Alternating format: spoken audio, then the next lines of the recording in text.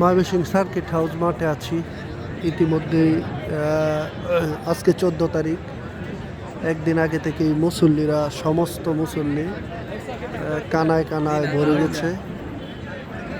বিভিন্ন জেলা থেকে এসে পড়েছে। বিশাল বড় প্যান্ডেল, প্রচুর পরিমাণে লোক ইতিমধ্যে। আজকেই জায়গা নেই, কালকে কিভাবে জায়গা থাকবে এখানে।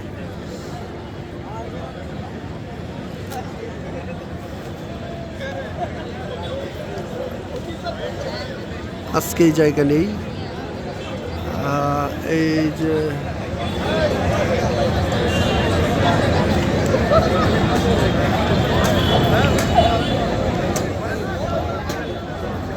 কালকে এই সুন্দর স্টেজে বয়ান করবে। বিভিন্ন লোক বিভিন্ন জেলা থেকে চলে আসছে।